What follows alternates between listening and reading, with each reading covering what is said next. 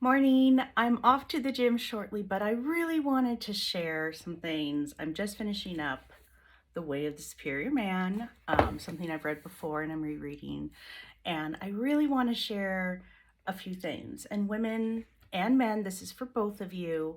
But I'm going to share as a woman that when I read this, I got really turned on at the idea of having a man who is like this. And so, with that said, I'm just going to tell you a little bit about it and I'm going to talk to some very specific things. So, there's 8 different parts. First, it talks about a man's way, just kind of how they are. It also then talks about how to deal with women. So that's obviously for the men. But women, you need to understand this too of how we are and be honest about how we are. Don't be like, oh, that's not me, or oh, I don't do that, please. Working with polarity and energy, which is one of the big things that I do now. What women really want, your dark side. And yes, ladies, we have a dark side too. And we need to be in our dark side and our light side. And men, you need to be in your dark side and your light side. And your dark side, man, is not what you think it is. So, anyway, that was a wonderful section. Feminine attractiveness, body practices, men and women's yoga of intimacy.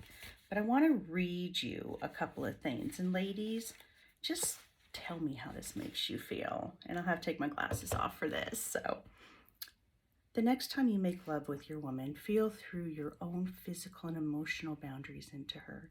Feel into her so deeply that you become unaware of yourself and totally aware of her. Feel yourself move into her, your boundaries dissolving so that you become her, utterly aware of her breath, her movements, her emotions. Love her with more abandon than you've ever allowed yourself before.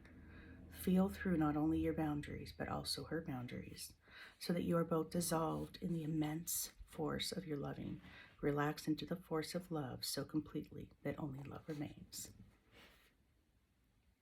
With a relaxed and spontaneous body, allow your love to penetrate her so deeply that she is overwhelmed to the point of tears as you yield yourself, letting go of all fear, only giving love. Now, I don't know about you ladies, but that's fucking hot. So, and here's the next one.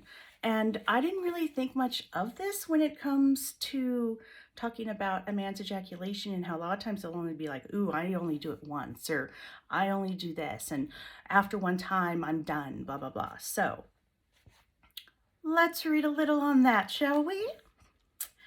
And I'll tell you guys right now, and I'm talking to the guys, this is how us ladies feel. And yes, this is where, sorry about my dog, this is where I will often test my man's boundaries, because we do this. We do the, I really want you to come to me. Oh, I really want you to do that. Oh, blah, blah, blah. That is a test. And I do it all the time. And of course, every one of us ladies have done it when we're tired. Okay? We get that. We're done. We're tired. We just need you to come. We make the noises so that you think we're there, so that you'll do it. But ladies, we are not helping our men when we do that. And men, you are not helping yourselves be your best possible selves either. So let me just read a little bit. If you are like most men, after an ejaculation or two, you don't really want to penetrate a ravisher anymore. You are content to relax in the emptiness of released tension. You don't feel much desire to enter your woman bodily or emotionally, as you did just before you ejaculated. Your woman feels your lack of desire.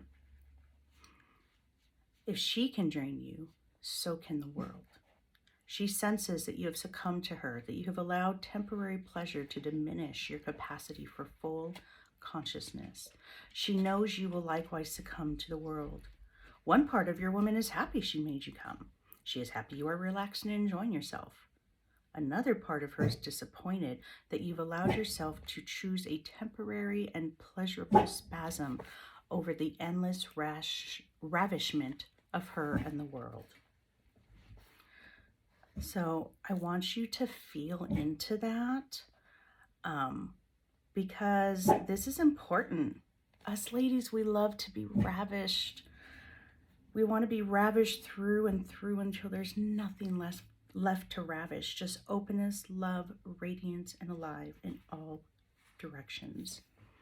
Some women, because of their need to guard and protect their wounded heart, would actually prefer that you ejaculate. That way they never have to open all the way or expose their depths to your touch.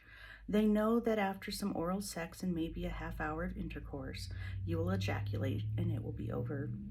They don't want to feel you persist beyond their habitual closure. They would rather stay in control and draw out your ejaculation whenever they want. So I want you guys to feel into this. Ladies, how did what I say resonate with you? Men, how did you feel about the idea that maybe you aren't holding your woman the way you should?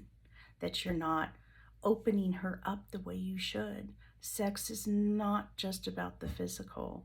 And I'm talking about when you're in a relationship and you love the person and that kind of thing. I mean, there are some men who do this kind of stuff anyway, even when they're not in that place. But I'm speaking specifically when you're in your relationship, because we all have the releases and this and that. But how many of you ladies would love to have a man who you could just feel their depth?